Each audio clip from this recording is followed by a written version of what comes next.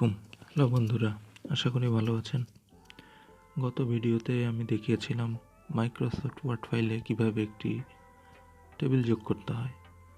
আজকে আমি দেখাবো মাইক্রোসফট ওয়ার্ড ফাইলে আপনি কিভাবে একটি ছবি যোগ করবেন। বিভিন্ন কাজের সময় আমাদের লেখার পাশাপাশি একটি ছবিও যোগ করার প্রয়োজন হয় লেখাটি আরও ভালোভাবে ফুটিয়ে তোলার জন্য। তো আজকে আমি সেটাই দেখাবো। তো বেশি কথা না বাড়িয়ে চলুন শুরু করা যাক।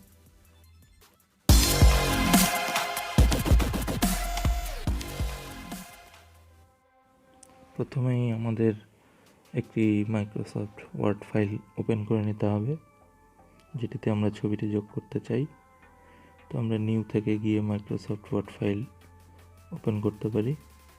এছাড়াও আমরা প্রোগ্রাম থেকে মাইক্রোসফট ওয়ার্ড ফাইল ওপেন করতে পারি। এর জন্য মাইক্রোসফট অফিসে গিয়ে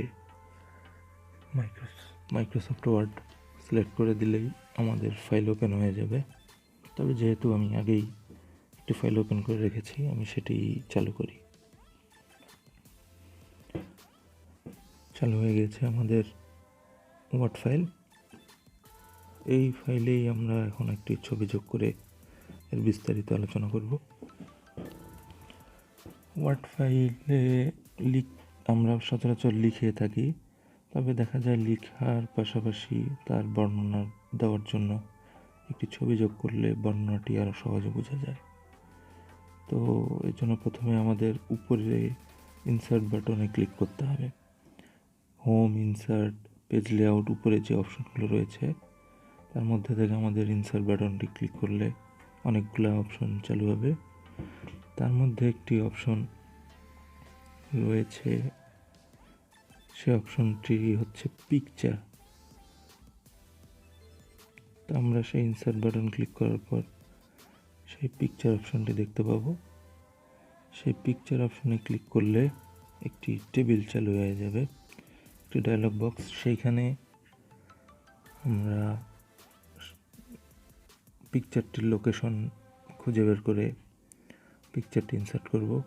অর্থাৎ আপনার ড্রাইভের যেখানে পিকচারটি রয়েছে, আপনার সেই ফাইল ডেস্টিনেশনটা আমাদের খুঁজে বের করতে হবে।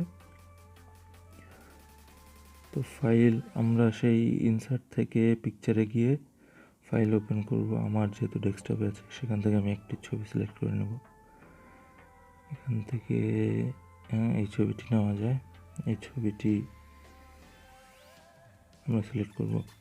তো আমাদের আপনাদের কম্পিউটার যেভাবে আছে, যেখানে আছে সেখানে আমরা ছবিটি সিলেক্ট করে নেব, আমাদের যে ছবিটি ইনসার্ট করার প্রয়োজন। তারপরে ছবিটি সিলেক্ট করে নেওয়ার পর আমরা নিচে দেখতে পাচ্ছি একটা ইনসার্ট অপশন। আমরা সেই ইনসার্ট অপশনে ক্লিক করব। আমরা সেই ইনসার্ট অপশনে ক্লিক করলেই ছবিটি আমাদের ওয়ার্ড ফাইলে চলে আসবে। তো আমরা ইনসার্ট বাটনে ক্লিক করি। ইনসার্ট বাটনে ক্লিক করার সাথে সাথে দেখুন ছবিটি ওয়ার্ড ফাইলে চলে এসেছে।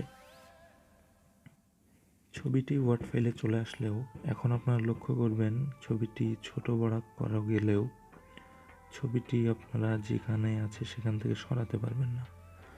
অর্থাৎ ছবিটি বামে ডানে বা উপরে নিচে আপনারা করতে পারবেন না। ছোট বড় করতে পারবেন, কিন্তু ছবিটি আপনি সরাতে পারবেন না। তবে ছবিটি সরানো যাবে, সেটার জন্য অপশন রয়েছে। এখন আমি আপনাদের সেটি দেখাবো কিভাবে ছবিটি আপনি আপনার পছন্দ মতো জায়গায় সরাতে পারেন। এজন্য আমাদের উপরে যে অপশনগুলো রয়েছিল, হোম, ইনসার্ট, পেজ লেআউট, উপরের যে অপশনগুলো আছে, ছবিটি সিলেক্ট করার পর আমাদের সেই অপশনগুলোর দিকে যেতে হবে। ছবিটি সিলেক্ট করা অবস্থায় উপরের দিকে আমরা সবার শেষে ফরম্যাট নামের একটি অপশন পাবো। সেই ফরম্যাটে ক্লিক করে আমাদের অ্যারেঞ্জ টেবিল থেকে টেক্সট র্যাপিং নামে একটি অপশন আছে, সেটি খুঁজে বের করে ক্লিক করতে হবে। দেখুন টেক্সট র্যাপিং ক্লিক করলে অনেকগুলো অপশন চলে আসছে। এর মধ্যে দুটি option, behind text, in front of text, এটি যে কোনো দিয়ে সরানো যায়, তবে আমি বিহাইন্ড টেক্সটটি সিলেক্ট করে নেব। এখন দেখুন ছবিটি আপনি ইচ্ছে মতো জায়গায় সরাতে পারবেন। অর্থাৎ আবার দেখাচ্ছি, আমি সেই টেক্সট র্যাপিং অপশন থাকে বিহাইন্ড টেক্সট, সেটি সিলেক্ট করলে ছবিটি আপনি যে কোনো জায়গায় ইচ্ছা মতো সরাতে পারবেন, ডানে বামে উপর নিচে যে কোনো জায়গায় যেখানে আপনার লেখাটি আছে সেখানে গিয়ে ছবিটি বসিয়ে ফেলতে পারবেন, অর্থাৎ আপনার লেখাটির কোনো সমস্যা হবে না। যেহেতু আমি একটি ব্ল্যাঙ্ক ফাইলে ছবিটি ওপেন করেছিলাম, এটিতে কোনো লেখা নেই, সে কারণে অত এখন বোঝা যাচ্ছে না লেখা পর কীরকম হবে। তো কিছু আমি একটু লিখে দেখাই।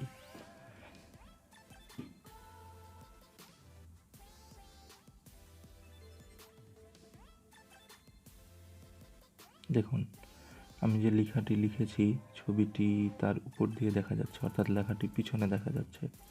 আমি যে আগে অপশন সিলেক্ট করেছিলাম বিহাইন্ড টেক্সট, অর্থাৎ ছবিটি লেখাটির বিহাইন্ড পিছনে দেখা যাবে, অর্থাৎ লেখাগুলো সামনেই থাকবে।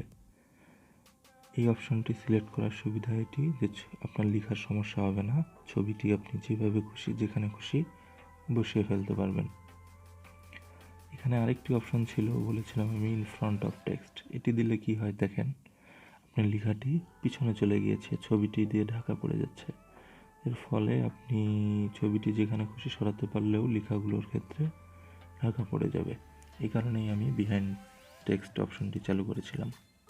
বিহাইন্ড টেক্সট অপশনটি আপনি শুধুমাত্র সে ফরম্যাটেই পাবেন না, আরও দ্রুত আপনি পেতে পারেন। সেক্ষেত্রে আপনাকে ছবিটিতে রাইট বাটন ক্লিক করতে হবে। দেখুন, রাইট বাটন ক্লিক করলে অনেকগুলো অপশন এসেছে, তার মধ্যে একটি আছে টেক্সট র্যাপিং, অর্থাৎ যেটি আমরা সেখান থেকে পেয়েছিলাম সেটা এখানেই আছে। সেই টেক্সট র্যাপিংয়ে ক্লিক করলে আমরা এর আগে যে অপশনগুলো পেয়েছিলাম সেগুলো এখানেই আছে, অর্থাৎ খুব দ্রুত আপনি ছবিতে রাইট বাটন ক্লিক করেই সেই টেক্সট র্যাপিং অপশনটি খুঁজে পেতে পারেন।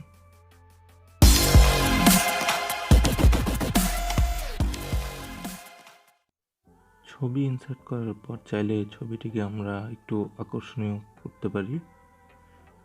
তো ছবিটি আকর্ষণীয় করার জন্য ওই যে উপরে আমাদের অপশনগুলো ছিল হোম, ইনসার্ট, পেজ লেআউট, ওই সারিতেই যে অপশনটি আছে আমাদের ফরম্যাট, ছবিটি সিলেক্ট করে আমরা সেই ফরম্যাট অপশনটি পাবো।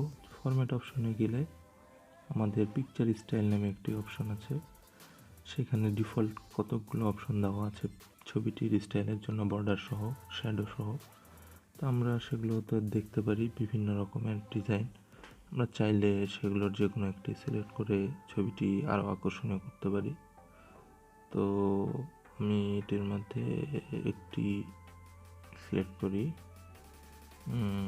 আমি এটি নেই, এটি ভালো লাগছে, এই নিয়ে আমরা সুন্দর একটা বর্ডার শ্যাডো পেয়েছি। এছাড়া ছবিটির ব্রাইটনেস বাড়াতে পারি, বাম পাশে উপরের দিকে ব্রাইটনেস বাড়ানো কমানো যাবে এখান থেকে। আমি একটু বাড়িয়েই নেই, একটু ব্রাইটনেস বাড়িয়ে নিলাম। কন্ট্রাস্ট অপশন আছে, সেখান থেকে দেখতে আকর্ষণীয় যে পরিমাণে আকর্ষণীয় লাগে আমরা সেই পরিমাণ নিব। এই ছবিটির আমরা কালারও পরিবর্তন করতে পারি, অনেক ধরনের অপশন দেওয়া আছে ডিফল্ট, সেগুলোর মধ্যে থেকে যে কোনো একটি, অথবা আমরা কাস্টমাইজও করে নিতে পারি। এখান থেকে আমরা যে কোনো একটি কালার সিলেক্ট করে নিতে পারি বা সেটি রেখে দিতে পারি, আপনার যেটা পছন্দ হবে, যেরকম ভালো লাগবে সেভাবেই আপনি নেবেন।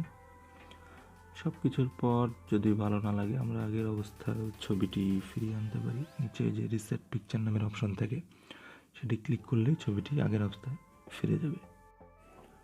তো মোটামুটি এভাবে আমরা একটি ওয়ার্ড ফাইলে একটি ছবি ব্যবহার করতে পারি। ছবিটি যেভাবে ইচ্ছা সেভাবে সাজিয়েও নিতে পারি।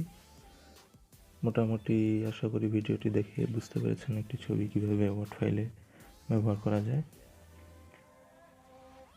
আর আমার চ্যানেলটি সাবস্ক্রাইব করতে ভুলবেন না, চ্যানেল দ্য বিডি জিনিয়াস, এই চ্যানেলে সাবস্ক্রাইব করুন এবং সকলের কাছে শেয়ার করুন। আর ভিডিওটি দেখে যদি কোনো সমস্যা থাকে তো নিচে কমেন্ট বক্সে অবশ্যই জানাবেন, আমি সমস্যাটির সমাধান দেওয়ার চেষ্টা করব। আর অন্য কিছু জানতে চাইলেও কমেন্টে জানাবেন। সবাইকে অশেষ ধন্যবাদ।